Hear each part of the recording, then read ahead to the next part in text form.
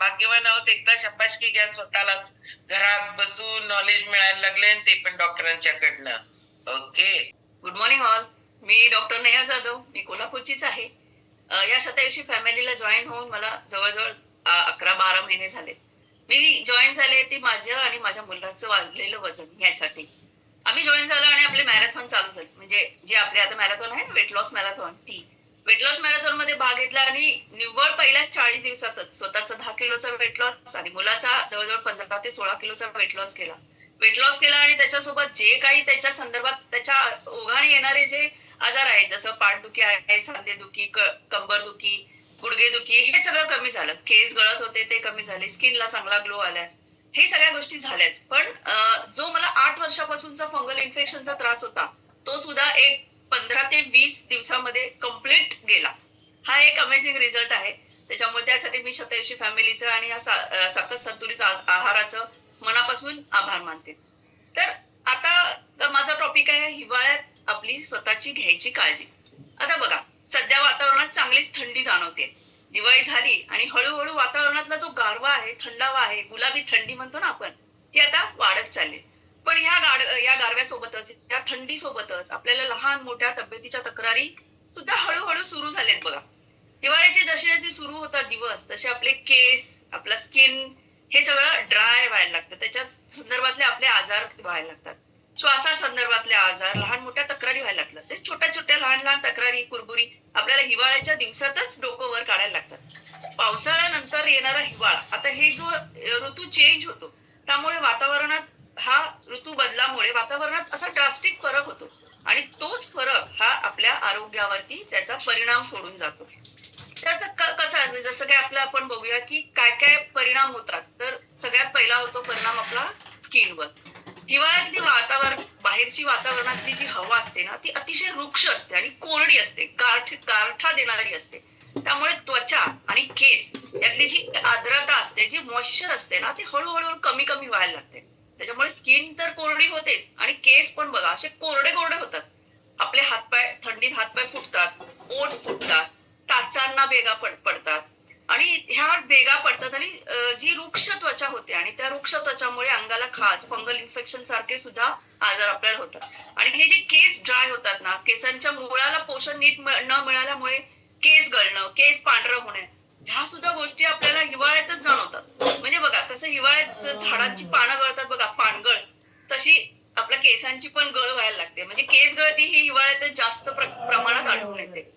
हिवाळ्यात बघा आपला जठराग्नी खूप चांगला असतो. म्हणजे थंडीत बघा आपल्याला कसं सारखं सारखं खायला वाटतं, खूप भूक लागते. आता हे खाऊ का, आत्ताच जेवलोय पण आत्ता खायचंय, अशी सारखी भूक लागते. कारण त्यावेळेला आपला जो पाचन अग्नी असतोय, जठराग्नी असतो, हा खूप चांगला असतोय, खूप स्ट्रॉंग असतोय. पण हे खाण्याच्या हे वाढल्यामुळे आपला पचनाच्या संदर्भातले आजार सुद्धा यावेळेला डोकं वर काढतात. थंड वातावरणामुळे ज्यांना श्वसनाचे अगोदरचेच आजार आहेत, जसं म्हणा ऍलर्जिक रायनायटिस आहे, म्हणजे ऍलर्जीची सर्दी होते बघा ते, किंवा दम्याचे आजार आहेत, ज्यांना दम लागतोय, वातावरणात बदल झाला, थंडावा आला की दम्याच्या रुग्णांना धाप लागणे, खोकला येणे, या सगळ्या गोष्टी व्हायला लागतात. ब्रॉन्कायटिस म्हणजे छाती भरणे. तर लहान मुलांमध्ये बघा, हे जे वातावरण आहे ना, ह्या वातावरणामध्येच लहान मुलांना ह्या सगळ्या गोष्टी आढळतात. म्हणजे खेळायचं, बाहेर जायचं काय सोडत नाही आणि बाहेरचा थंडावा तर आहेच. त्याच्यामुळे लहान मुलांना दम्याचे आजार किंवा श्वासाचे आजार, ब्रॉन्कायटिस, अस्थमॅटिक ब्रॉन्कायटिस किंवा ॲलर्जिक रायनायटिस, टॉन्सिलायटिस, ह्या सगळ्या गोष्टी आहेत ना, हे लहान मुलांना ह्या थंडीच्या सीझन मध्ये खूप आढळतात. आणि गार खायचं काय मुलं सोडतच नाहीत, बाहेरचं खायचं सोडत नाहीत. त्याच्यामुळे लहान मुलांना सुद्धा या वातावरणामुळे, थंडीच्या वातावरणात, हिवाळ्याच्या वातावरणामध्ये खूप आजार दिसून येतात. तसंच बघा संधिवात, आमवात यासारखे आजार सुद्धा जास्त थोडेसे इतर ह्याच्या ऋतूपेक्षा ह्यामध्ये जास्त त्रासदायक होतात. वृद्ध लोकांमध्ये बघा, ज्यांना संधिवाताचा त्रास आहे, गुडघेदुखी, सांधेदुखी, आमवाताचा त्रास आहे, ह्या लोकांना ना थंडी वाढायला लागली की त्यांचे जॉईंट सगळे आखडायला लागतात, जास्त दुखायला लागतात.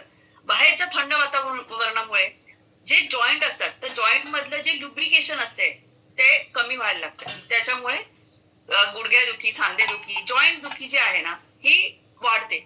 वृद्ध लोकांमध्येच काय, आपल्या नॉर्मल लोकांमध्ये सुद्धा बघा, थंडी असली की की सगळे आपले जॉईंट आखडायला लागतात. म्हणजे बाहेरचे जसं बर्फ पडतो ना, तसं आतलं पण बर्फ होतो असं वाटते, की सगळे आखडले, थंडगार झालेत. त्याच्यामुळे तो पण एक आपल्याला दिसून येतात लक्षणं. आता मग ही सगळी जी लक्षणं आहेत, त्याच्यात आपल्याला काय करायला लागते? स्वतःच्या तब्येतीचं तर रक्षण करायलाच पाहिजे. मग स्पेसिफिकली आपल्याला हिवाळ्यामध्ये असं काय करायला पाहिजे, की त्याच्यामुळे ह्या ज्या छोट्या गोष्टी आहेत, त्या छोटे-छोटे आपल्याला त्रास होतात, ते आपल्याला होणार नाहीत. नक्कीच आपण आपल्या आरोग्यावर ह्या छोटे बदल केले, तर ह्या आरोग्याच्या तक्रारीला आपण सहज मात करू शकतो. तर काय करायला पाहिजे?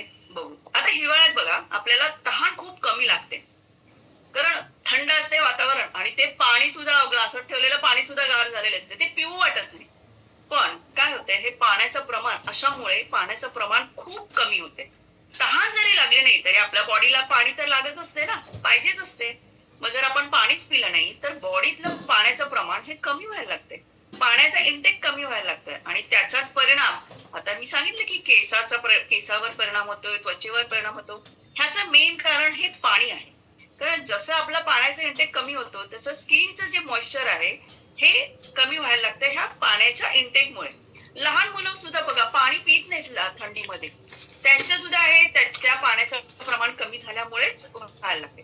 आता हे पाणी कमी झालं तर लघवीचे इन्फेक्शन. आता तसंही थंडीमध्ये आपल्याला लघवीचं प्रमाण वाढलेलंच असते.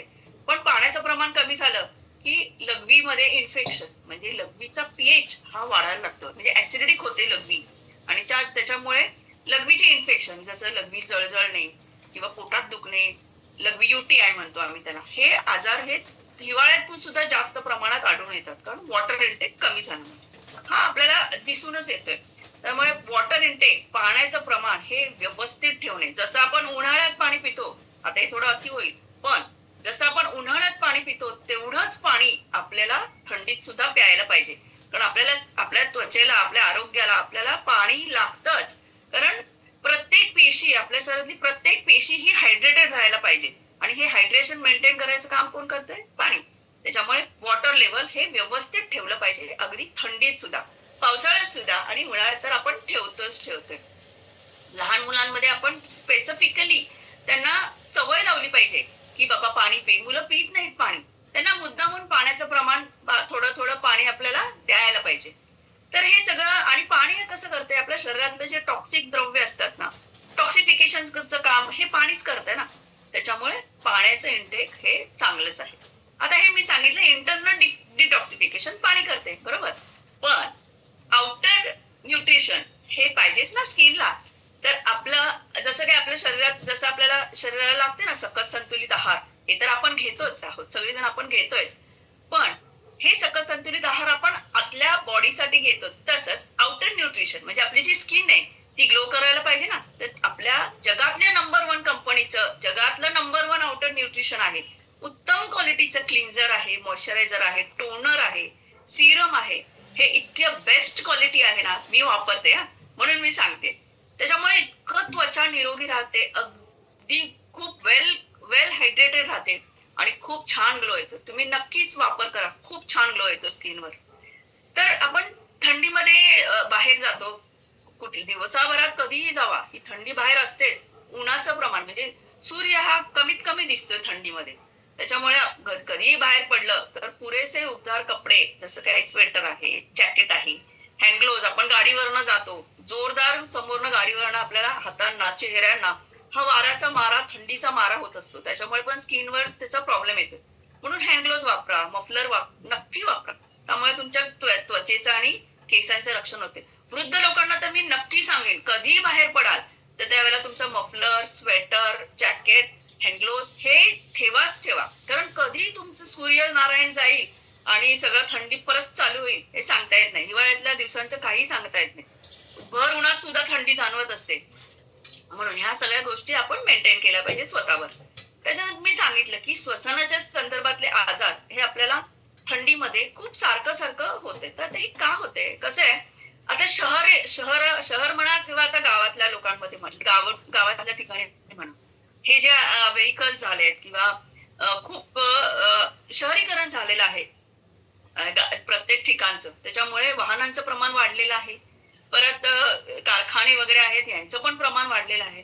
तर त्याच्यातून बाहेर पडणारे जे घटकद्रव्य आहेत, धूर आहे किंवा गाड्यांमधला धूर आहे किंवा रस्त्यांवरनी उडणारी धूळ आहे, हे सगळे कण आहेत ना, हे थंडीमध्ये काय होते की सेटल होतात खालच्या, म्हणजे हवेचा जो खालचा वातावरणाचा थर असतो ना, त्याच्यामध्ये सेटल होत असतात.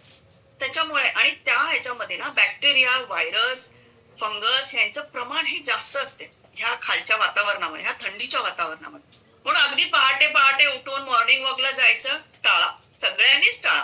कारण एक तर थंडी असते आणि हे खालच्या थरामध्ये जे वातावरणामध्ये जे बॅक्टेरिया, व्हायरसचे प्रमाण हे जास्त असते.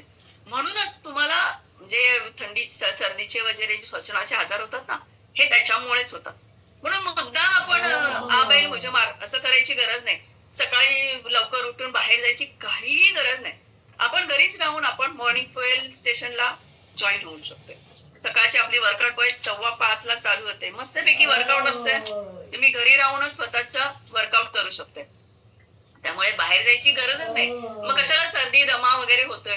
आणखी श्वसनाचे जे आजार आहेत ना, त्याला पळवून लावण्यासाठी आपल्याला योगा, प्राणायाम सुद्धा मस्त काम करते. बाहेर थंडीत जाऊन श्वास प्राणायाम करण्यापेक्षा घरात बसून तुम्ही घरातल्या गरम वातावरणामध्ये आपले जे सकाळचे संध्याकाळचे योगा वर्ग आहेत, मस्त घरात बसून आपण करू शकतो ना प्राणायाम, योगा वगैरे सगळं. त्याचा फायदा घेऊ शकतोच. त्याच्या परत हिवाळ्यात कसं असतंय, आपल्याला झोप पण पुरेशी घ्यायला लागते. आता हिवाळ्यात सगळ्यात जास्त झोप हिवाळ्यातच लागते. थंडीत बघा उठू वाटत नाही सकाळी. पण जी उत्तम आरोग्यासाठी 7 ते 8 तासाची झोप ही अतिशय आवश्यक आहे. सकाळी जरी उठू वाटलं नाही तरी सुद्धा रात्री जर लवकर झोपलं तर सकाळी योगा, प्राणायाम, वर्कआउटच्या बॅचला उठायला काहीच कठीण नाहीये. आपण उठूच शकतो ना. त्याच्यामुळे रात्रीची झोप जास्त घ्यायची नाहीये. जी थंडीत लागते ती नाहीच घ्यायची. जेवढं आपण लवकर झोपू आणि सकाळी लवकर उठू, हे आपल्या आरोग्याला खूप महत्वाचं आहे. तसंच आणखीन एक गोष्ट आहे की आपल्या घराची स्वच्छता, आपल्या घराची स्पेसिफिकली ना स्वयंपाकघराची स्वच्छता ही व्यवस्थित ठेवायला पाहिजे. स्वयंपाकघर सोडा, स्वयंपाकघर म्हणा, दिवाणखाना म्हणा, बेडरूम जिथे आपण 7-8 तास असतो, जास्त वेळ आपण बेडरूम मध्येच असतो, ह्याची स्वच्छता करणं फार आवश्यक आहे. कारण हिवाळ्यात मी म्हंटल की वातावरणात आर्द्रता असते, त्याच्यामुळे बॅक्टेरिया, व्हायरस, फंगस यांची वाढ ह्या वातावरणात फार जास्त प्रमाणात झपाट्याने होत असते. म्हणून घराची स्वच्छता ठेवणं ही सुद्धा तितकीच महत्वाचं आहे. आता मी सांगितलं घराची स्वच्छता ठेवा, आपल्या स्वतःच्या शरीराची सुद्धा स्वच्छता ठेवणं गरजेचं आहे. म्हणजे डेली आंघोळ, सकाळी सकाळी आंघोळ करणं म्हणजे जरा जीवावर येते, पण आंघोळ आपल्या एक्सटर्नल जी आंघोळ करतो आपण स्वच्छता ही फार महत्वाची आहे. त्याच्यामुळे ती पण ना बऱ्याच लोकांना थंड पाण्याची आंघोळ करायची सवय असते, पण शक्यतो ना ही थंड पाण्याने आंघोळ करणं, थंड पाण्याने हातपाय धुणं हे जरा थंडीच्या वातावरणात टाळलं पाहिजे. कारण जरी आपल्याला त्याची सवय असली तरी सुद्धा हे आपल्याला आरोग्याला घातक ठरू शकते. म्हणून अगदीच गरम नाही पण कोमट पाणी वापरा, आपल्याला आंघोळीसाठी वापरलंच पाहिजे. ज्यांना ज्यांना शक्य आहे ना त्यांनी आपल्या घरामध्ये ह्युमिडिफायर बसवून घ्या. कारण ज्याच्यामध्ये काय होते की जी शरीर आपल्या वातावरणामध्ये घरामध्ये आतमध्ये जी आर्द्रता असते ना ती शोषून घेतली जाते. त्याच्यामुळे हे जे व्हायरस, बॅक्टेरिया आहे ना त्याचं वाढ होत नाही. त्यामुळे ते एक गरजेचं आहे. आपल्याला शक्य असेल तर आपण बसवून घेऊ शकतो. सगळ्यात महत्वाचं आहे जे आता मी सांगितलं की झोप महत्वाची आहे, पाण्याचा इंटेक महत्वाचा आहे, पण सगळ्यात महत्वाचा आहे आपला आहार.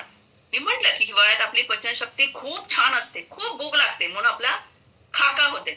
पण आपण हे काय खातोय सारखं सारखं सारखं ते पण बघायला पाहिजे की आपण काय खातोय. जरी आपला अग्नी स्ट्रॉंग असला, अगदी उत्तम अग्नी असला, तो काय करतोय की कुठलाही गुरुपदार्थ, आम्ही काय म्हणतोय आयुर्वेदामध्ये काहीही तुम्ही खा ते तुमचं पचते. पण याचा अर्थ असा नाही की तुम्ही काहीही खा, काही तुम्ही अनहेल्दी खा, तसं नाहीये. जो आपण हाय प्रोटीन डाएट घेतो, अतिशय गरजेचं आहे हिवाळ्यामध्ये हाय प्रोटीन डाएट घेणं. त्याच्यामध्ये आपण सकस संतुलित आहार असतो, ह्या सकस संतुलित आहाराचा हिवाळ्यात इतका सुंदर परिणाम होतोय, अतिशय छान उपयोग आपल्याला हिवाळ्यात खूप छान होते उपयोग ह्या आहारामुळे. आपली स्किन वगैरे छान होतेच आणि इतर ज्या तक्रारी आहेत आहारात आपल्या तब्येतीच्या, त्या सुद्धा ह्या सकस संतुलित आहारामुळे कमी होतात. इतर बघायला गेले तर जसं नट्स आहेत, सीड्स आहेत, याच्यामध्ये जे ओमेगा 3 फॅटी ऍसिड आहे, असे आपण त्याचा उपयोग केला पाहिजे आपल्या आहारामध्ये. सर्वच मध्ये आपल्याला स्किन आणि हेअर साठी, आपल्या इतर आजारांसाठी जे न्यूट्रिशनची गरज आहे, ज्याच्यामध्ये मल्टीव्हिटॅमिन हे खूप गरजेचं आहे. सगळ्या प्रकारचे मल्टीव्हिटॅमिन जे आपल्याला अँटीऑक्सिडंट्स म्हणून काम करतात, जे शरीरातलं फ्री रॅडिकल्स म्हणजे जे आहे, जो आपण म्हणतो की पेशी लेव्हलचा कचरा आहे, हा बाहेर काढण्याचं काम हे मल्टीव्हिटॅमिनचा उपयोग हे करतात. त्याच्यामुळे शरीरामध्ये त्यांना ह्या हिवाळ्यामध्ये काय आपल्याला सगळ्याच ऋतूमध्ये मल्टीव्हिटॅमिनचा खूप गरज आहे, खूप गरज. ते आपण आपल्या आहारामध्ये वापर केला पाहिजे. जसं ड्रायफ्रूट मी म्हटलं की बदाम, अक्रोड आहे, मनुके आहेत, फ्लॅक्सीड्स आहेत, यासारखे नट्स आहेत. त्याच्यामध्ये गुड फॅटचं प्रमाण जास्त आहे. परंतु हे गुड फॅट चांगलं आहे म्हणून असं ढीगभर खायचं नाहीये, ते सुद्धा प्रमाणात खायचं आहे. त्याचा तुम्हाला आतल्या पोषणासाठी खूप छान उपयोग होतो. पाणी सुद्धा पण म्हटलं ना मी, साधं पाणी पाणी प्यायचं, त्याच्यात पण जर तुम्ही थोडंसं गरम पाणी पिला ना तर त्याचा खूप छान उपयोग होतो. आणि जेवण सुद्धा आपण जे जेवण जेवतोय ते सुद्धा थंड जेवण, आदल्या दिवशीचं जेवण असं शक्यतो टाळा. रोज अगदी गरम गरम जेवण घ्या, त्याचा पण आपण चांगला उपयोग आपल्या शरीराला होतोय. आहारामध्ये सुद्धा नॅचरल प्रोबायोटिकचा उपयोग करणं नक्कीच करा. जसं की आहे, दही आहे, ताक आहे, कांजी आहे, जे आंबवलेले पदार्थ जसे इडली ढोकळा सारखे आहेत, ह्याचा समावेश केला. प्रोबायोटिक मुळे काय होते की पचन संस्थेचं आरोग्य असते ना, ते खूप छान राहते. इम्युनिटी वाढते. कोलेस्ट्रॉल आहे, हार्मोन लेवल आहेत किंवा शुगर लेवल आहे, हे नियंत्रित ठेवण्याचं काम हे आपल्याला प्रोबायोटिक्स करत असतात. आता प्रोबायोटिक्स आता जे आहारातून मिळतातच, पण आपले पण गुड क्वालिटी प्रोबायोटिक आहेच, ते सुद्धा तुम्ही आपल्या आहारामध्ये इन्क्लूड करू शकता. जसं आपल्या इतर आहारामध्ये म्हटलं की जे उष्ण पदार्थ आहेत, जसं जवस आहे, कारळं आहे किंवा तीळ आहे, शेंगदाणे आहेत, लसूण आहे, ह्यासारख्या गोष्टी आहेत. या सगळ्या गोष्टी आपण आपल्या आहारामध्ये, ही स्निग्ध पदार्थ आहे सगळं. हे सगळे स्निग्ध पदार्थ आपल्या आहारामध्ये आपण इन्क्लूड केलं पाहिजे. तसंच ताजी फळं आहेत, ताज्या हिरव्या पालेभाज्या आहेत, फळभाज्या आहेत किंवा डाळी आहेत. डाळींमधून आपल्याला सगळे कडधान्य आहेत. ह्या सगळ्यांचा समावेश आपण आहारामध्ये केलाच पाहिजे.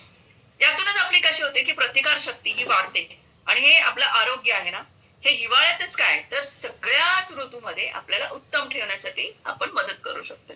मला एक इथे सांगायचे की जसं आता आपलं आयुष्य आहे ना, हे आपलं सगळ्यांचंच आयुष्य खूप धकाधकीचे झालेलं आहे. आपल्याला वेळच नाहीये की बाहेर निसर्गामध्ये काय चाललंय, कुठला ऋतू आहे, कसे बाहेर बदल होत आहेत, हिवाळा आहे का उन्हाळा आहे का पावसाळा आहे, ह्या सगळ्या निसर्गात होणाऱ्या बदलाला ना आपण त्याचा आनंदच घेत नाही, कारण आपण आपल्या कामामध्ये व्यस्त असतोय. मला एक म्हणायचं की तुम्ही निसर्गाशी कनेक्टेड राहा. निसर्गाशी कनेक्टेड राहिला की जो निसर्ग आहे बाहेर, त्या निसर्गाची बाहेरची जे जे जे बदल होतात ना ऋतूप्रमाणे, तसेच बदल आपल्या शरीरात होत असतात. त्याच्यामुळे जे बाहेर बदल होतात ते बदल आपण शरीरामध्ये जाणून घेऊ शकतो. निसर्गाशी कनेक्ट राहिलं ना की आपण आपल्या आरोग्यावर त्या पद्धतीने जे जे ऋतू आहेत त्या पद्धतीने आपले आहार विहार हे सगळं किंवा माइंडसेट हा सगळं बदलून ना त्याच्यामध्ये आपण प्रत्येक जे ऋतू आहे त्याच्यामध्ये आपलं आरोग्य सेट करू शकतो, आपलं शरीर हे सेट करू शकतो. हेच म्हणायचं मला. Thank you ma'am. चलो, जोरदार क्लॅपिंग करा की आपल्याला ह्या हिवाळ्यामध्ये आपलं आरोग्य कसं चांगलं ठेवता येईल. ह्याच्यासाठी एवढं डॉक्टरांच्याकडे गेल्यावर आपल्याला नॉलेज मिळालं असतं का? नाही. मग असंच बसण्यापेक्षा एकदा खरं खरंच क्लॅप करायला पाहिजे की नाही, तर जोरदार क्लॅप म्हटलं की आपण तसंच बसतो. खरंच करायला पाहिजे, कारण एवढ्या ह्याच्यामध्ये सण उत्सव हे आता केवढे वाढले ना, ह्याच्यामध्ये हे खरं आपल्याला भूक चांगली लागते. ह्याच्यामध्ये आपल्याला बघा तीळ आहे, कुठल्या गोष्टी आहेत ना, ह्या सगळ्या असतात. कारण शेंगदाण्याची चिक्की हे सगळं हे का आत्ताच आहे, तर ह्याच्यामध्ये तुम्ही खूप चांगलं पचवू शकता. पण वेटवर काम करायला लागलेत लोक, वेटवर खूप भारी काम करावं लागतं या पिरियड